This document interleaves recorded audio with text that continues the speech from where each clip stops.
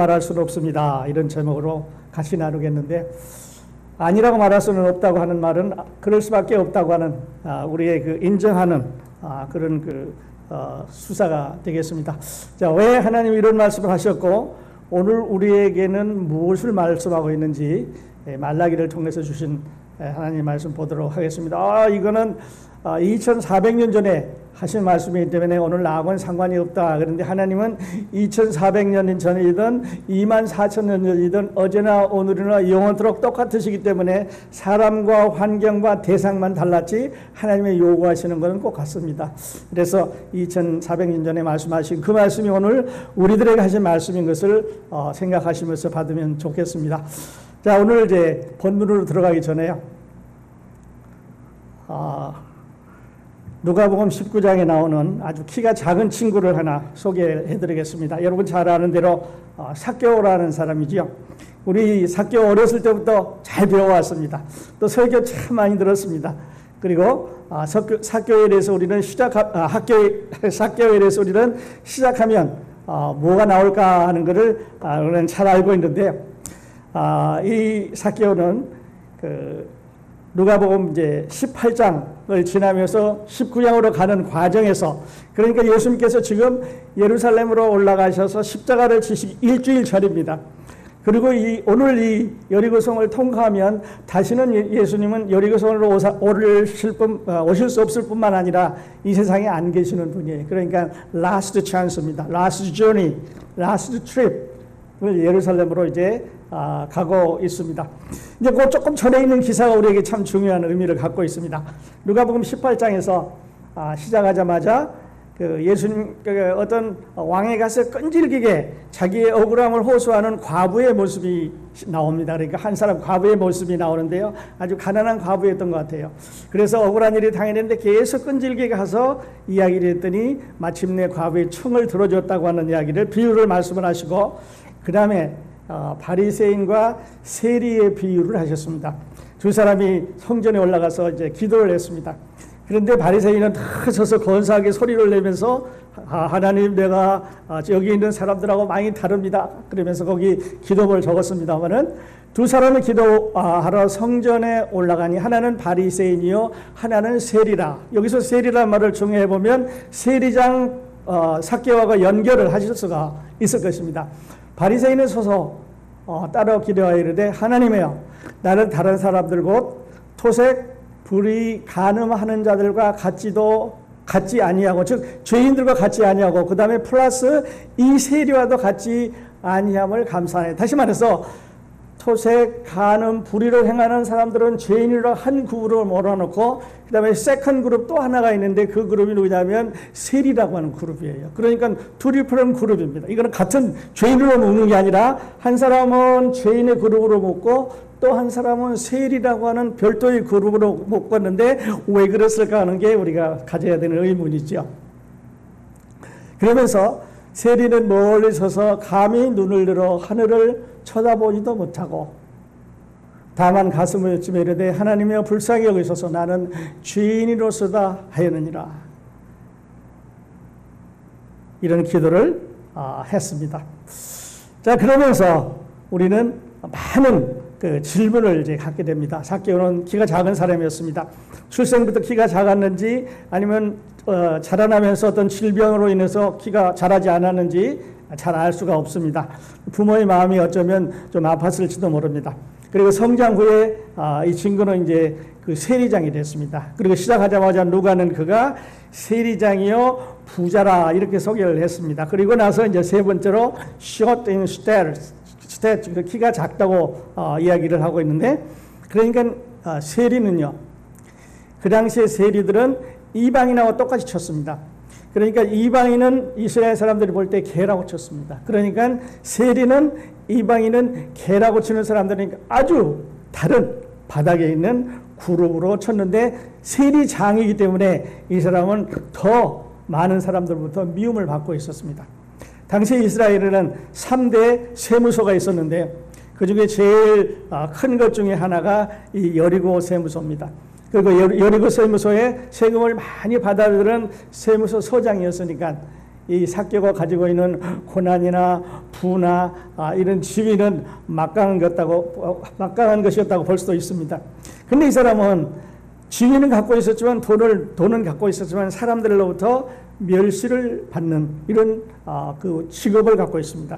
그러니까 본인만 저 세리장이 온다, 저 세금 받으러 온다 이래서 미워한 게 아니라 그 가족들도 세리장이 와이프 온다, 또 세리장이 아들 지나간다 하면 사람들이 피해갈 정도로, 인사도 받지 않고 피해갈 정도로 멸시를 받았던 그런 사람입니다.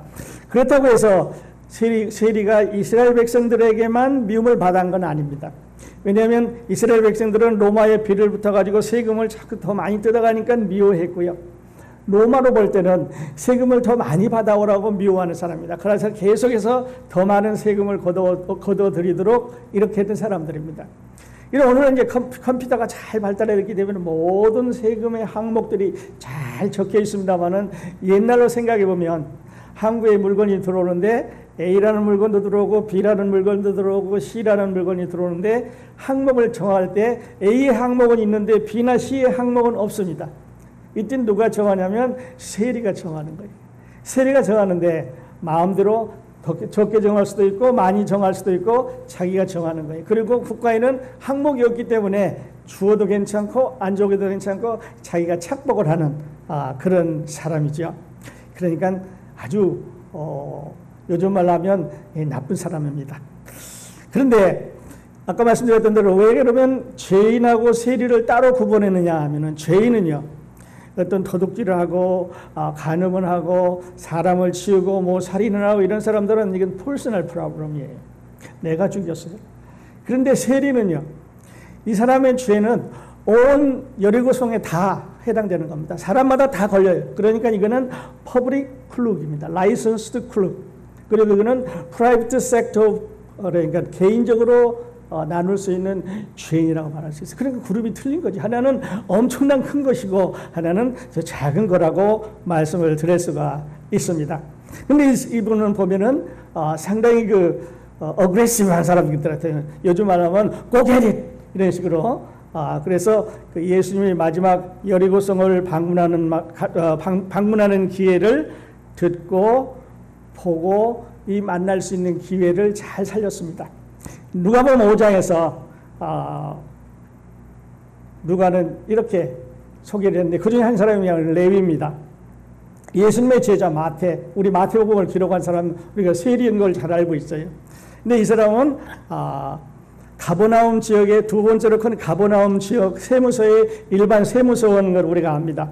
그때 예수님께서 그 후에 예수께서 나가사 레위라는 세리가 세관에 앉아 있는 것을 보시고 나를 따르라 하시니 그가 모든 것을 버리고 일어나 따르니라. 예수님 제자 중에 마태가 계급은 좀 낮았지만 이미 텍스 컬렉터, 세금 걷어들이는 사람이었어요. 그러니까 예수님이 아무리 깨끗한 척해도 지금 세리하고 같이 다니면서 먹고 자고 했기 때문에 예수님의 레퓨테이션은, 예수님이 가지고 있는 평판은 유대인들하고 좋을 리가 없습니다. 유대인들은 죄인하고 접촉을 안 하기 때문에 그런 거죠. 그리고 레위가 예수를 위하여 자기 집에서 큰 잔치를 하니 여기 잔치에 왔던 사람들이 참 재밌어요. 이 글을 보십시오. 마태가 처음으로 예수님을 자기 집으로 영접을 했습니다. 그리고 나서 세리와 다른 사람이 많이 함께와 앉은지라. 이것도 구별되어 있어요. 세리가 앉고 다른 죄인들이 앉았어요. 나중에 또 한 번 더 말씀드리겠습니다만 이 집에서 열렸던 파티가 참 재밌었을 것 같아요. 자, 여러분, 마태가 초청을 했습니다. 누굴 초청했겠습니까? 유대인의 제사장? 아니면 유대인의 지도자들? 아니면 유명한 사람들? 일반 평민들 아닙니다. 해도 오지도 않겠지만 또 상대를 안 하는 사람들이죠. 그러니까 초청할 수 있는 사람은 자기 친구, 세리들, 같이 세무서에 근무하는 사람들이 다 와서 이렇게 미움받는 사람들. 또 한쪽으로 보면 죄인들이 나쁜 짓 하는 사람이 왔습니다. 근데 이 사람들은 어떤 사람이냐면 이제 세관장이 아니면 세리가 가서 세금을 받아오려고 그러는데 세금을 잘 안 냅니다. 그때는 지금처럼 관과에 넣어서 감옥을 보낸다든지 재판을 한다든지 이런 제도가 없기 때문에 깡패들을 동원하는 거죠. 깡패를 동원해가지고 세금 안 내면 가서 부셔버리기도 하고, 깡패 세금을 안 내면 그 집을 망가뜨리기도 하고 비즈니스를 망가뜨리기도 하고 이러니까 둘둘 떠는 사람들이에요. 그러니까 세리와 이 죄인들은 깊은 커넥션을 가지고 있습니다. 그래서 남은 돈을 그 사람은 깡패들에게 주고 요즘 말로 하면 야쿠자, 갱스타, 아주 그 무서운 사람들이에요. 또 뭐 문신을 했을 수도 있고 아니면 아주 얼굴이 흉측한 사람들일 수도 있어요. 그러면 그 사람들은 그 돈을 받은 돈을 가지고 술도 마시고 또 여자 집에도 가고 또 이런 나쁜 짓을 하는 사람들입니다. 그러니까 서로 같이 공생해가는 사람들이에요. 그러니까 마태가 초청한 그날 밤의 파티에는 누구누구가 왔겠느냐면 자기 동료 세리들 그리고 그 다음에 자기하고 서포트해서 같이 먹고 사는 깡패들이 와서 그날 밤 마태가 열었던 그 마태의 집에서 열렸던 파티는 깡들의 파티입니다. 아무도 상관하지 않는 깽들의 파티인데 여기서 많은 질문이 있는데 첫 번째 질문은 마태가 예수님의 제자가 된 것을 삭개오가 알았을까 하는 거죠. 마태가 예수님의 제자라는데 다른 지역에 있기는 하지만 조금 더 낮은 계급의 사람으로서 알았을까. 그 다음에 제가 생각해 보니까 질문이 많은데요. 그 중에 7가지 질문을 여러분과 같이 나눠보려고 합니다. 첫 번째 질문은요. 예수께서 여리고성에 마지막 방문한다고 하는 것을 마지막이라는 걸 몰랐겠지만 방문하신다고 하는 것을 삭개오가 어떻게 알았을까? 누가 알려줬을까? 누가 알려줬겠죠? 그러면 여러분은 이런 생각을 할 수 있을 것입니다. 믿음은 두려움에서 나온다. 삭개오가 구원받은 것은 누군가에게 어디인가에서 들었기 때문에 그렇습니다. 그 들은 소식을 듣고 이제 그날 간 것이 축복의 근원이 되는데요. 두 번째는 예수께서 삭개오야 내려오너라 이렇게 불렀습니다. 자, 그렇다면 예수님은 삭개오의 이름을 어떻게 알았을까? 지금 여리고성에 가면 삭개오가 뽕나무에 올라가 있을 거다 하는 상황을 어떻게 아셨을까? 예수님이니까 알지요. 그렇다면 여러분과 제 이름을 예수님이 아신다고 하는 것은 아주 쉬운 일이라고 볼 수가 있겠습니다. 그러니까 He knows my name. He knows my everything. 여러분과 저의 모든 것을 아시는 주님께서 지금 우리의 생각도 우리가 하고 있는 모든 것을 다 아셨죠. 그러므로 삭개오가 나무에 올라가서 자기를 기다리는 것을 아셨습니다. 그 다음에 예수님께서 제자들을 시켜서 저 뽕나무에 있는 친구 내려오라고 데려오라고 그래라 하고 시킬 수도 있을 겁니다. 많이 그랬습니다. 가서 누굴 좀 데려오라든지 자기가 부족한 것을 가지고 오라고 제자들을 보낸 적이 있었는데 여기는 직접 그러지 않고 삭개오야 내려오라 하고 다이렉트 다이얼로그 직접 이야기를 하셨습니다. 그리고 4번은요. 이게 가장 중요한 포인트입니다. 여러분이 이 말씀을 이해하실 수 있으면 오늘 예배는 참 큰 축복 가운데 마칠 수 있다고 생각을 합니다.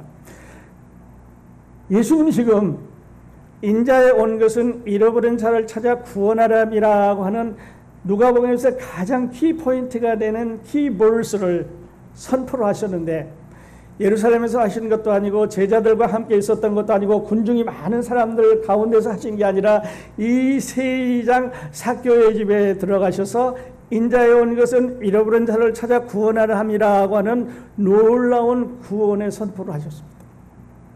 우리는 마가복음의 키버스를 압니다.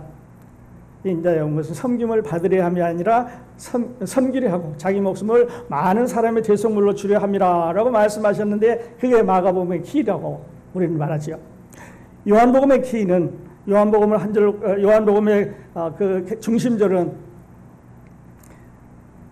These are written 이것을 기록하면 그리고 예수께서 하나님의 아들이신 것과 그를 믿으면 영생을 얻는다고 하는 사실을 알려주기 위해서 기록했다고 말합니다. 누가복음을 기록한 이 목적은 인자에 온 것은 잃어버린 자를 찾아 구원하러 하러 오셨습니다.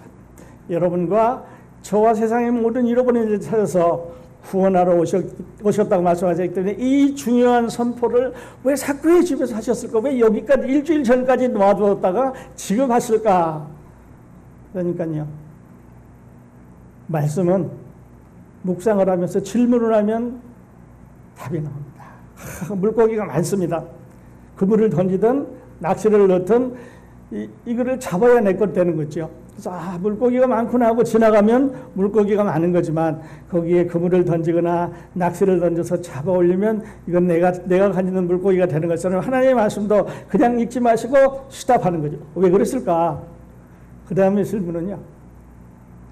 그날 저녁에 마태의 집처럼 삭개오의 집에서도 파티가 있었을까? 왜냐하면 그 집에 들어가서 그들이 이렇게 말하는 걸로 봐서 그러면 제자들과 예수님만 계셨을까? 아니면 그 여리고성에 살고 있는 다른 친구들도 거기에 모여 있었을까? 하는 생각을 해보는 거죠. 저는 모여 있었다고 생각을 합니다.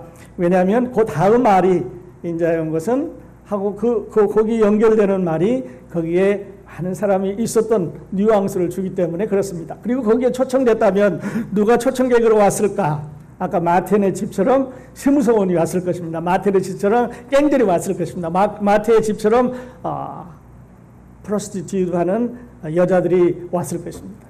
그래서 거기에 파티가 열렸는데 이거는 완전히 세상 사람들이 볼 때는 나쁜 사람들, 상종 못할 사람들의 파티인데 거기에서 예수님이 이 말씀하신 것은 이들을 위해서도 오셨다고 하는 거죠. 세상에 이보다 더 나쁜, 더 멸시받는 사람들의 그룹은 없습니다. 그런데 그에게서 선포를 하신 것은 세상에 구원 못 받을 사람은 아무도 없다는 뜻이죠. 너희들은 죄가 크니까 제외한다. 너희들은 더 나쁜 죄를 지었으니까 뺀다. 이렇게 하신 게 아니라 모든 사람을 구원하시기 위해서 오셨다고 하는 예수 그리스도의 구원의 복음의 진리를 여기서 선포하고 있습니다. 얼마나 아름다운지 몰라요. 유대인들에게는 높은 지위에 있는 사람들에게 인자에 온 것은 그럼 밑에 사람 빠질 수도 있는데 더 밑에 내려갈 수 없는 바닥에서 선포를 하셨습니다. 삭개오는 그 후에 어떻게 됐을까? 여러분 모르죠? 한 군데 딱 나와 있고 이름 3번 나와 있는데 이렇게 수천 년 동안 수세기 동안 많은 사람들에게 자기의 이야기를 들려주면서 구원받는 것이 무엇이다? 예수님을 만나는 것이 어떤 것인가 하는 것을 소개하고 있는 이 삭개오의 이야기는 우리들에게 많은 것을 소개하고 있는데 예수님을 따라다녔던 70인 중에 이 삭개오도 같이 갔었다고 말합니다. 역사학자들은 이 삭개오에 대한 연구를 쭉 해볼 때 이 사람은 예수님을 따르는 70인의 제자 중에 속해 있어서 모든 것을 다 버려두고 따라갔다고 말합니다. 아마 그래서 누가가 나중에 이것을 저술하면서 이 사람의 얘기를 꼭 빼지 않고 했을 수 있어요. 누가는 예수님의 같이 있었던 12명의 제자 가운데 있었던 사람이 아니기 때문에 이 사람은 역사가고 이 사람은 수필가고 이 사람은 문필가고 이 사람은 그 예수님의 후에 그 발자취를 따라다니면서 이제 인포메이션을 모아서 기록한 분이기 때문에 그래서 들어있지 않았을까 하는 생각을 해보게 됩니다. 삭개오는 어떻게 구원받았습니까? 그리스도의 음성을 듣고 나무에서 내려왔을 때 삭개오의 구원이 이루어졌습니다. 아이 지나가시오. 난 나쁜 사람이니까 나하고 어울리면 당신도 나쁜 사람이야. 근데 예수님이 이미 나쁜 사람 됐어요. 왜냐하면 자기 제자들 중에 마태가 있으니까. 그래서 위에서 내려왔습니다. 그리고 예수님이 오늘 내가 내 집에 거할 거다 이렇게 말씀하면서 구원은 너라고 하는 나라고 하는 여러분 한 사람 한 사람 인디비주얼에게 주어지는 겁니다. 이 삭개오는 핑계를 안 댔습니다. 삭개오는 거부하지 않았습니다. 이번에는 지나가세요. 다음번에 오면 내가 우리 집에 모시겠습니다. 그렇게 하지 않고 바로 내려왔어요. 우리 전도에 보면 그런 사람 많아요. 요 핑계 저 핑계 그리고 하다가 나중에는 연기를 하는데 삭개오는 그렇게 하지 않았습니다. 그리고요, 예수님이 삭개오에게 말씀하실 때 오늘 구원이 이 집에 이르렀으니 이렇게 선언을 하셨는데 조건이 없었습니다. 너 세무서장 관두고 너 있는 재물 다 팔아서 주고 그리고 나서 성전에 들어가서 예물 드리고 그리고 정결의식 끝난 다음에 나한테 오면은 내가 구원해 줄게 이렇게 말씀하시지 않고 오늘 구원이 너에게 일어났다고 말씀합니다. 얼마나 아름다운지 몰라요. 이거는 우리 상태대로 여러분과 저와 살아온 상태대로 그 상태에서 예수님에게 가서 회개하고 믿음을 고백하면 우리를 버리시지 않는다고 하는 약속이에요. 얼마나 좋아요. 할렐루야. 우리는 이런 예수님을 믿고 있는 것, 조건이 없습니다. 있는 그대로입니다. 그 자리에서 확신한 약속을 받았습니다.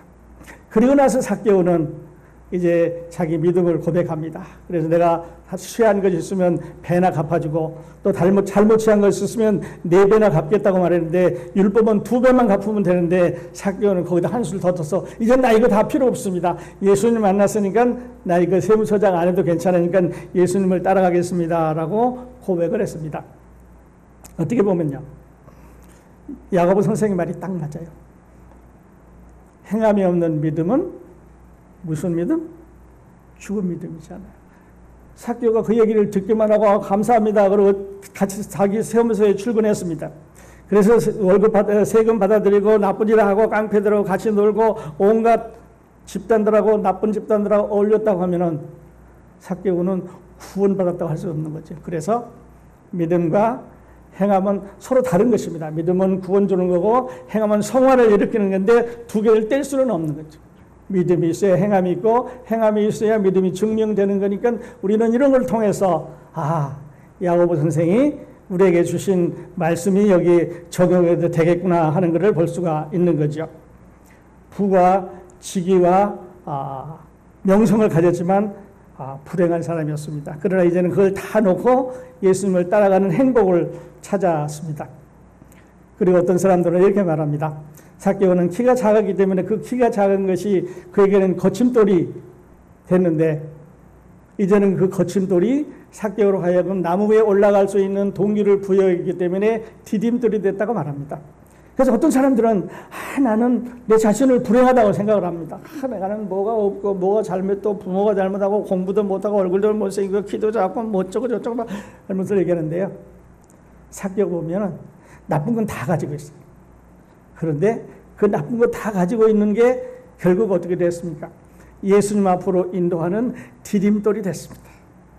그래서 우리는요, 내가 있는 이 모습을 부끄러워하고 가리고 어려워할 게 아니라 이걸 가지고 오히려 하나님 앞에 가면 이것으로 말미암아 축복을 받는다고 하는 얘기죠. 바꿀 거 없습니다. 그대로 나오시면 됩니다.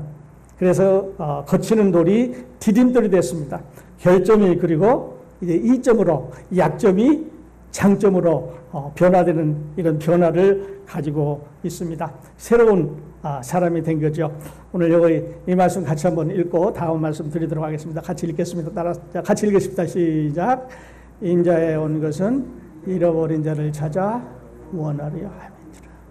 혹시 우리 가운데 삭개오처럼 예수님이 필요하시면 오늘 이 예배를 통해서 예수님 만나고 가실 수 있기를 바랍니다.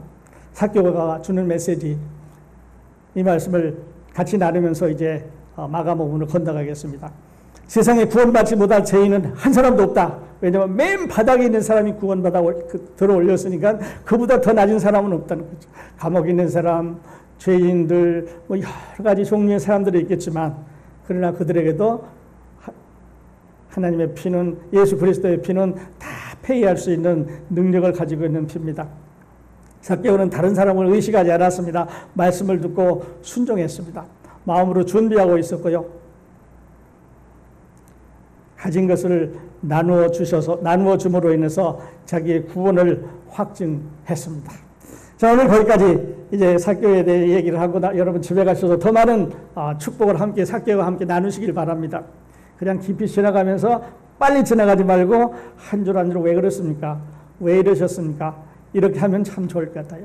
그래서 그 18장에서 이미 죄인들과 세리를 구분하셨습니다. 그리고 나서 세리 중에 제일 우두머리 세리인 이 삭개오를 통해서 하나님은 더 많은 것을 우리에게 선포를 해주셨는데, 자, 오늘 우리 이제 본론으로 돌아가셔서 말라기서 같이 봅니다.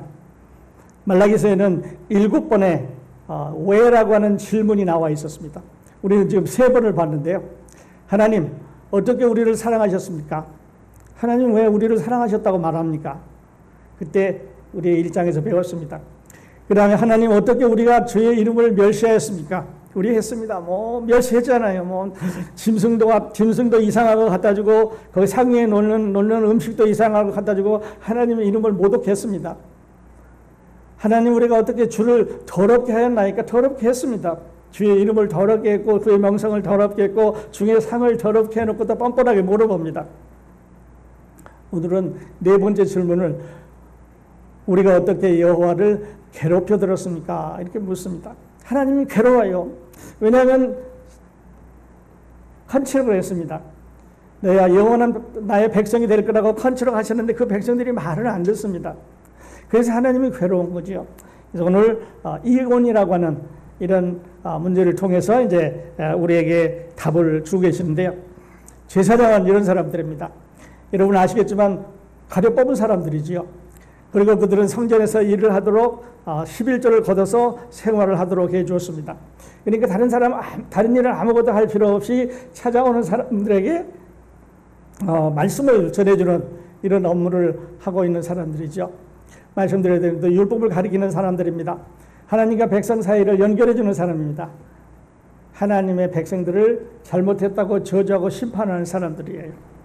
어떻게 보면 오늘 여러분 앞에 서 있는 이 목회자들이 이런 일을 하고 있는 것 같아요. 하나님의 말씀을 가리켜야 됩니다. 그리고 하나님과 우리 성도들 사이를 연결해주는 일을 합니다. 그리고 하나님의 백성들을 말씀으로 올바르게 가르쳐야 되는데 많이 그렇게 되지 못하고 있는 현실입니다. 그래서 지도자들이 부패했습니다. 지도자들이 잘못된 것을 바라보고 있습니다. 교회가 지금 엉뚱한 방향으로 흘러가고 있습니다. 요전에 어떤 친구가 와서 이런 얘기를 했습니다. 목사님, 연주회 보려면 그러니까 뭐 드럼 치고 막 기타 치고 교회에서 그런다는 거 그런 거 보려면 바에 가면 얼마든지 있습니다. 또 세상 음악회가 뭐보다 훨씬 멋있는데 왜 교회에서 그러고 있습니까? 또 다른 사람은요 이렇게 말합니다. 그 뭐 철학 얘기 또 아니면은 무슨 세상 얘기 들으려면 대학 가서 아니면은 그 사람들 강연회에 가면 얼마든지 있는데 왜 교회에서 그게 이루어집니까? 교회는요 하나님의 복음을 하나님의 메시지를 전달해야 되는 기관이기 때문에 깨끗해야 됩니다. 거룩해야 됩니다. 그래서 경건해야 됩니다. 그런데 우리는 경건을 잊어버렸습니다. 그래서 체육관 만들었습니다. 우리는 거룩을 잊어버렸습니다. 그리고 뭔가 사람들의 귀에 익숙한 이야기를 좋은 이야기를 많이 흘렸습니다. 목사님 일주일 내내 스트레스 받는데 교회에서 그 죄 얘기 좀 안 하면 안 되겠습니까? 구원받는데 죄 얘기 안 하면 무엇으로 할 수 있겠습니까? 그러다 보니까 세상하고 비슷하게 됐습니다. 목사님 그 스트레스 받는 얘기 목사님 설교가 어쩌고 저쩌고 그것도 듣는 사람들도 그래요. 그것도 잘 들어주니까 오늘 교회가 맛을 잃어버렸어요. 제사장이 자기의 기능을 잃어버리면요 제사장이 자기의 기능을 실패하면 마치 소금의 맛을 잃은 것과 같습니다. 소금의 맛 잃으면 어디다 쓸까요? 제사장의 맛을 잃으면 제사장의 기능을 잃어버리면 아무 데도 할 일이 없어요. 우리 그리스도인들이 가는 데는 삼각형 참 좋아합니다. 저 집에서 일터에 가셨다가 교회에 오는 일이 우리의 삶의 전부입니다. 자, 집에서 일주일 동안 일하시고 주일날 교회에서 삼각형 딱 그리면서 삽니다. 그래서 집에서도 일터 생각하고 교회 생각하고 교회 이렇게 살아가는데요. 그런데 교회가 고장이 났습니다. 그래서 삼각형이 어떻게 됐습니까? 찌그러졌습니다. 그래서 어땠습니까? 우리의 삶이 피폐해졌습니다. 어떤 목사님이 저에게 이런 얘기를 했습니다. 우리 교회가 이렇게 잘못된 원인은요 목회자들에게 있습니다. 그렇게 말했습니다. 그래서 제가 맞다고 그랬습니다. 우리 목회자들이 젊은 세대가 지금 교회에 안 온다고 말하는데 다른 교회를 떠났다고 말하는데 우리 목회자들이 그들을 내쫓았습니다. 우리들이 뭘 보여줬습니까? 우리들이 싸우는 거 보여줬습니다. 우리들이 그들에게 뭘 보여줬습니까? 갈라지는 거 보여줬습니다. 오늘은 우리 아이들 데리고 가서 이 사람들 좋은 사람들이니까 여기 가자. 그럴 거면 있다. 그 사람들 나쁜 사람들이니까 또 이리 가자 그랬습니다. 그러면 우리는 아이들이 볼 때 우리는 뭐냐고. 이 사람들이 아버지가 좋다 그랬는데 이제는 나쁜 사람들로 이렇게 해서 자랐으니까 아이들이 싫다는 거죠. 이제는 교회에 대해서 신뢰가 없습니다. 아무리 좋은 얘기를 해도 아유 그전에도 그런 말 했잖아요. 우리 상처받았어요. 누구 책임입니까? 지도자들 책임입니다. 누구 책임입니까? 우리 어른들의 책임입니다. 우리 그래서 이렇게 외쳐봅니다. 마태복음 5장 13절에서 우리 같이 읽으십시다. 자, 같이 한번 읽겠습니다. 시작. 너희는 세상의 소금이니 소금이 만일 그 맛을 잃으면 무엇으로 짜게 하리요? 그 외에는 아무 쓸데없어 다만 밖에 버리고 사람들에게 밟힐 뿐이라. 교회가 맛을 잃었으니까요. 사람들은 교회를 손가락질하잖아요. 교회를 거룩하게 여기지 않잖아요. 교회를 우러러보지 않잖아요. 교회에 다니는 사람들에 대한 리스펙트, 존경심이 없어졌잖아요. 저 사람들 저러다가 또 뭐 어쩌고 저쩌고 할 거니까 이렇게 말하고 있는 것이 우리들의 현실이에요. 이 당시에 이스라엘 사람들은요. 오늘 말씀에 줄여보면 이렇게 줄일 수가 있을 것 같아요. 확신 대신에 타협을 했습니다. 하나님의 말씀을 꼭 붙잡고 하나님 내가 죽더라도 잘못했더라도 어렵더라도 이거를 지켜가겠습니다. 그렇게 한 게 아니라 타협을 해서 컴프로마이즈 했습니다. 커미트먼트 한 게 아니라 컴프로마이즈해서 그래요. 하나님 말씀 그렇긴 그런데 하나님 이게 좀 편리하고 좋지 않아요. 그러니까 좀 봐주세요. 오늘 교회가 하나님 말씀의 진리를 세워놓고 그대로 가야 되는데 복음의 진리를 세워놓고 그대로 가야 되는데 초대교회로 돌아가야 되는데 초대교회에서 뭐 했습니까? 극장 져가지고 사람 많이 모았나요? 아니잖아요. 방에서 모였습니다. 그러나 그들은 기뻐했습니다. 그들은 복음이 있었습니다. 그러니까 그 복음의 능력의 씨앗이 퍼져서 세계를 복음화시킬 수 있었는데 오늘은 그런 맛이 없어져 버렸어요. 그래서 확신을 가지고 하나님의 말씀을 지키려고 하는 진리를 지키려고 하는 의지를 버리고 타협하면서 편리하게 사는 거예요. 거룩 대신에 위선을 가졌습니다. 홀리네스, 깨끗하게 해야 되는데 피어해야 되는데 우리는 가면을 썼습니다. 위선이란 말은 히포크라시, 배우란 말하고 같아요.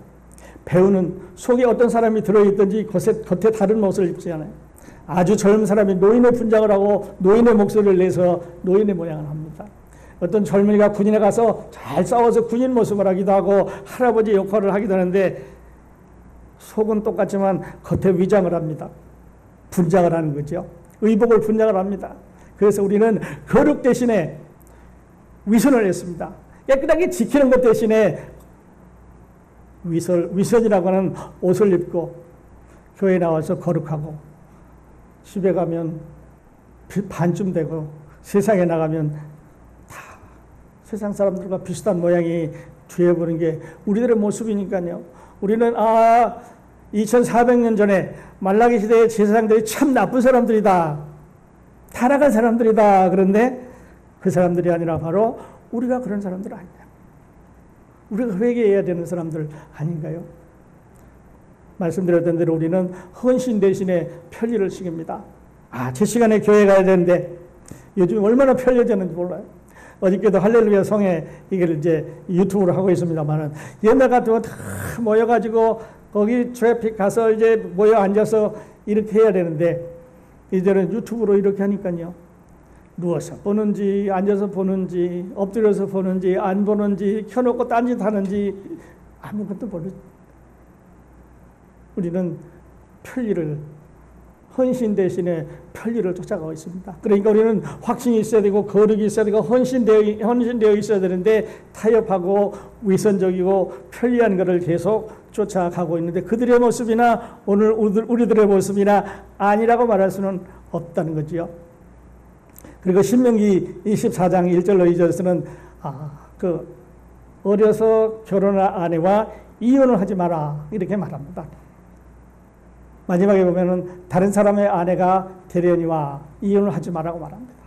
근데 이스라엘 백성들은 어려서 맞이한 아내를 마음대로 버렸습니다. 어려서 맞이한 아내에게 거짓말을 하고 해서는 안 되는 일을 행합니다. 왜냐하면 남자라고 하는 특권 때문에 이스라엘 사람이라고 하는 특권을 가지고 그 사람들을 마음대로 대우했다는 거죠. 그러면 거기서 태어난 자녀들은 그것을 보고 자라난 자녀들은 아마 부모님을 따라서 배울 것입니다. 그리고 부모님을 따라서 배웠던 자녀들은 또 그들의 조상들이 한 것을 배워갈 거기 때문에 하지 말라고 하는 이유는 우리들이 프론트라인에 부모님들이 프론트라인에 앞줄에 서 있기 때문에 그렇습니다. 그래서 뒤돌아보면서 아이들에게 말하죠. 이놈들아, 바람풍 그러지 말고 바람풍 그래라. 선생님하고 똑같아요. 야, 잘 살아라. 자기는 못 사는. 그러니까 잘 살아라 하지 말고 우리가 잘 살자는 거죠.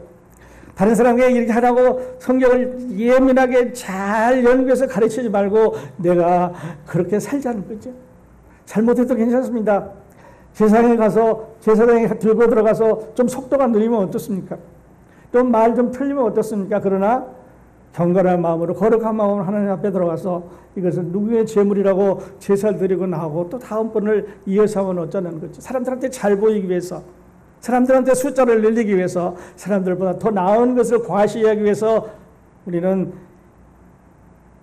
위선이라고 하는 옷을 입고 있지 않느냐는 거죠. 그래서 하나님께서 말씀하셨습니다. 야곱의 장막에서 너희를 끊어버리겠다. 만일에 계속해서 그렇지 않는다면 세상 사람이나 야곱의 그 라인에서 축복받은 너희나 what is the difference? There is no difference. 끊어버리겠다고 말씀하셨습니다. 그리고 너희가 가지고 있는 헌물도 받지도 않겠다. 왜냐하면 썩은 거니까. 왜냐하면 왕 앞에 갖다 줘도 받지 않을 거니까. 만일에 그걸 너희 왕 앞에 갖다 주면 아마 감옥에 넣을 거예요. 그런데 하나님 앞에 양심의 가책 없이 가져와서 하나님 사랑이시잖아요. 하나님 늘 옛날부터 우리와 함께 하셨지 않았습니까? 라고 드리고 가는 그 모습을 이제 받을 필요가 없다. 우리는 돌아보면서 그 사람들 참 나쁜 사람들이구나. 그런데 실제로는 여러분과 저와 우리에게 하시는 말씀이에요. 여러분은 예배 드리기 위해서 어떤 모습으로 오셨습니까? 정말 진정으로 사모하는, 내 진정 사모하는 구주가 되시는 예수 그리스도를 만나러 오셨습니까? 아니면 오늘 숫자 채우기 위해서 사람들에게 모양을 보이기 위해서, 아니면 교회에 몇 년 다녔다고 하는 교력을 자랑하기 위해서, 성경을 얼마만큼 많이 알고 있다고 하는 이런 것을 나타내기 위해서 오셨습니까? 우리 순수한 마음으로 돌아갔으면 좋겠습니다. 이스라엘은 이렇게 변명합니다. 17절을 아까 안 읽었는데 17절에 이렇게 말씀하셨습니다. 너희가 말로 여호와를 괴로우시게 하고도 이르기를 우리가 어떻게 여호와를 괴로우시게 하였나이까. 하나님 괴롭잖아요. 하나님 그걸 보고 괴로워하실 수밖에 없는데, 부모의 마음이 자녀들이 잘못하는 걸 보고 괴로워할 수밖에 없는데, 잘못하는 자식들이 와서 아버지 왜 그렇게 괴로워하십니까? 이렇게 말하고 있지 않느냐 하는 거죠. 너희가 말하기를 모든 행악하는 자는 여호와의 눈에 선이 보이며 그에게 기쁨이 된다 하며, 또 말하기를 공의의 하나님이 어디 계시냐 하니, 공의의 하나님이, 의로우신 하나님이 어디 계시냐. 지금 팬데믹을 지나면서 많은 게 변해가고 있습니다.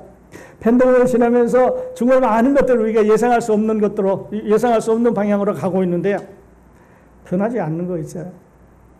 하나님의 말씀은 안 변합니다. 복음은 안 변합니다. 교회는 안 변합니다. 하나님께서 한번 말씀하시면 팬데믹이 두 면에 굽지 않습니다. 하나님 말씀은 평화로울 때는 스트레이트고 그 다음에 어려울 때는 커브가 아니라는 거지요. 하나님 말씀은 환경이 좀 바뀌었어도 우리에게 조금도 변하지 않고 그대로 가고 있다고 합니다. 그래서 이스라엘에게 이렇게 경고를 했습니다. 어려서 맞이한 아내를 버리지 말라. 어려서 맞이한 아내에게 거짓을 행하지 말라.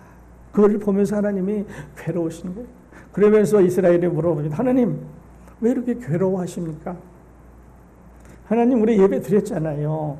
하나님 저 예배 갔다 왔습니다. 헌금도 드렸고 하나님 우리 성경도 읽었고 찬양도 읽고 오늘 기쁨으로 마쳤습니다. 하나님 왜 역정하십니까? 순수해 봅시다.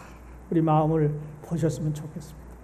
그래서 오늘은 저는 이 말라기 내용을 우리 그리스도인들에게 적용을 해보고 싶습니다. 말씀드렸던 대로 그리스도인들은요, 우리의 것이 아닙니다. 우리가 마음대로 사는 사람들이 아니죠. 너희는 너희 것이 아니라 값으로 산 것이 되었으니 그런즉 너희 몸으로 하나님께 영광을 돌리라. 이스라엘 제사장들 하나님께서 뽑으셨습니다. 이스라엘 나라 하나님께서 선택하셨습니다. 여러분과 저를 그리스도인이라고 하는 이름으로 하나님께서 예수 그리스도의 그 귀한 피로 사셨습니다. 그런데 우리는 그때 제사장들이나 오늘 우리들이나 이거를 망각하고 있는 거죠. 고린도서 7장 23절에 반복하고 있습니다. 너희는 값으로 사신 것이니 사람들의 종이 되지 말라. 형제들아 각각 부르심을 받은 그대로 하나님과 함께 거하라. 하나님과 함께 거하라는 말은 세상과 함께 거하지 말라는 말이죠.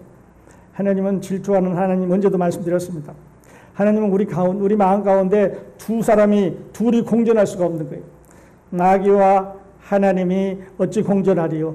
옛사람과 새사람이 어찌 공존하리요? 그러니까 마귀가 들어오든지 예수 그리스도가 들어오든지 우리 마음이 항상 전쟁터가 되는데요.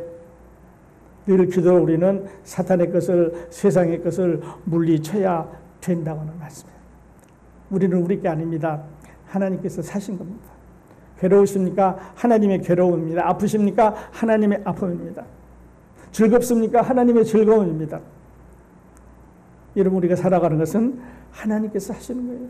이거 내 걸로 찾아다니지 말고 필요할 때만 하나님 불렀으니까 소방수 부르는 것처럼 필요할 때만 오시는 하나님이 아니라 계속해서 우리 아이들이 우리 나가 있으나 집에 있으나 우리들의 그 기쁨이고 우리들의 자녀들인 것처럼 우리는 하나님의 자녀들이에요. 우리 아이들에게는 우리는 잘 적용을 합니다. 그 위선자지요. 근데 우리 자녀는 하나님께 적용을 안 하는 그런 사람들이에요. 로마서 12장 1절로 2절은 여러분이 잘 아는 말씀인데요. 너희는 이 세대를 본받지 말고 오직 마음을 새롭게 함으로 변화를 받아 하나님의 선하시고 기뻐하시고 온전한 뜻이 무엇인지 분별하도록 하라. 우리가 외웁니다. 퀴즈하면 잘 맞아요. 분별하도록 하라. 그랬으면 해야 되는 거지. 무엇입니까? 앉아서 기도해 봅니다. 묵상해 봅니다. 하나님, 이 순간에 오늘 이번 주에 아니면 이번 달에 이번 기간에 분별을 해야 되는 것이 무엇입니까? 그리고 그 묵상 가운데 답을 드려야 되는데 분별하도록 하라. 예. 아까 구약시대에 말라기 시대의 제사장들이나 우리 모습이 또 같다고 하는 거죠. 그래서요, 그리스도인은 아이덴티티가 다릅니다. 정체성이 다르지요. 정체성이 다르다는 말은 세상을 간단하게 산다는 말입니다. 우리는 그리스도인으로 살아가면 됩니다. 그러니까 그 나머지 것은 그리스도인이기 때문에 하나님이 책임지는 거지요. 내가 살면서 그리스도를 끌어들이는 게 아니라 그리스도 안에 살면서 내 것을 묻혀가는 사람들입니다. 그러니까 성공하면 하나님 성공하시는 거고요. 실패하면 하나님 실패하시는 겁니다. 사고당하면 하나님 사고당하시는 거고 아프면 하나님 아픔 당하시는 겁니다. 우리가 잘 되는 거는 하나님이 잘 되시는 겁니다. 하나님이 책임지시는 거죠. 네. 우리는 그리스도로 옷을 입었습니다. 여러분 군인 생각해 보십시오. 요즘 텔레반이 한국 군인들 옷을 많이 갖고 있다고 그래서 신문에 자꾸 나오고 있는데 군인은 군인 옷을 입습니다. 경찰은 경찰 옷을 입습니다. 병원에 가면 의사는 의사 옷을 입습니다. 간호사는 간호사 옷을 입으므로 그 사람이 의사인 것을 알고 간호사인 것을 압니다. 이 사람이 육군인 것도 알고 해군인 것도 알고 해병대인 것도 아는 것은 유니폼 때문에 그런 거죠. 우리는 그리스도라고 하는 옷을 입었습니다. 위선자가 아니려면 옷 입은 대로 해야지요. 공군은 비행기로 날아갑니다. 해군은 배를 타고 전투하지 않습니까? 그리스도인은 그리스도로 옷 입은 대로 살아가야 됩니다. 우리는 예수 그리스도라고 하는 배지를 달았습니다. 평양에서 오는 사람들은 항상 김일성 배지를 달고 있죠. 미국 관리들은 항상 미국 국기가 그려져 있는 배지를 달고 있습니다. 물론 한국도 그렇겠죠. 우리 그리스도인들은 세상에 나가서 우리가 사람들은 그리스도인이라고 하는 배지를 달고 있어요. 그래서 서로 배지를 보면서 어디 소속이구나 하는 것을 알게 되는 거죠. 우리 잊어버렸습니다. 우리 퇴색했습니다. 다시 닦아서 따랐으면 좋겠습니다. 그리고 우리는 하늘나라 사람입니다. 하늘나라 시민입니다. 이렇게 정리를 해봅니다. 삭개오는요, 우리의 모습이에요. 삭개오는 예수 그리스도의 은혜의 모습이에요. 삭개오를 구원하신 예수 그리스도의 사랑은 이 세상에 구원 못 받을 사람 아무도 없다. 나는 죄가 많아서 그 사람 참 좋은 사람이에요. 왜냐하면 죄인인 걸 아니까. 그리고 그대로 오면 됩니다. 나는 나쁜 짓을 많이 해서 참 좋습니다. 왜냐하면 나쁜 짓을 많이 한 걸 아니까. 하나님이 나쁜 짓 안 하는 사람은 필요 없잖아요. 착하게 태어나서 착하게 사는 사람인데 왜 하나님 필요합니까? 그런데 우리는 그렇게 살지 못하기 때문에 하나님이 필요한 거죠. 그리고 말합니다. 주여, 내가 아니라고 말할 수는 없습니다. 나도 부패한 제사장 잘못하고 있는 사람이라고 이렇게 말할 수밖에 없습니다. 이렇게 결론 내보십시다. 레드라이트를, 우리는 자동차를 타고 가면서 우리는 레드라이트를 봅니다. 빨간불이 딱 들어왔습니다. 근데 빨간불이 들어왔기 때문에 좋다고 지나가는 사람은 아무도 없지요. 그냥 사고 나려면 할 수 없겠습니다만은. 빨간불 빨간불이 들어오면 우리는 그 다음에 행동을 취하기 위해서 자동차를 세웁니다. 가다가 경고 표지판이 없어서 여기는 더 이상 가지 마십시오 하고 가위표가 젖었으면 안 가려고 하는 거죠. 공사 중이니까 들어오지 마십시오 하고 가위표를 그려는 우리는 안 갑니다. 하나님께서 지금 심판의 경고를 하시고 계시는데도 우리가 계속해서 간다면 우리는 사고를 당할 수밖에 없죠. 우리는 잘못될 수밖에 없습니다. 팬데믹 핑계댈 거 아무것도 없습니다. 팬데믹은 우리에게 필요한 우리의 환경을 조금 바꿔줬기 때문에 거기에 맞춰서 하나님을 섬기는 새로운 방법을 찾아가면 되는 것이죠.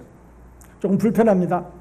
그렇다고 해서 복음을 바꿀 수는 없습니다. 그렇다고 해서 교회가 바뀌는 게 아닙니다. 그렇다고 해서 어떤 진리도 바뀔 수가 없는 거죠. 레드라이트 들어왔습니다. 심판의 경고를 받고서 행동을 취하지 않으면 우리는 멸망을 받습니다. 이스라엘은 정체성을 잃었다고 경고받았습니다. 우리 그리스도인 오늘 정체성을 잃었다고 경고받고 있지 않은지 한번 돌아볼 일입니다. 이 말씀 같이 읽고 마치도록 하겠습니다. 다 같이 읽겠습니다. 예수 그리스도는 어제나 오늘이나 영원토록 동일하십니다. 2400년 전이나 2000년 전이나 오늘이나 the same yesterday, today and forever. 기도하십시다.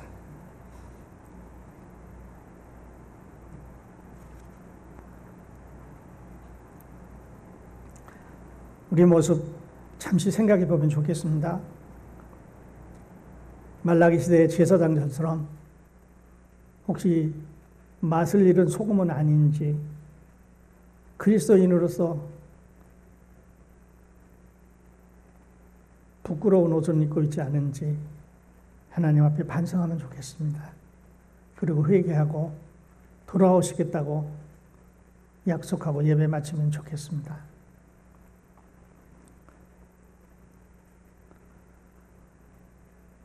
하나님 아버지,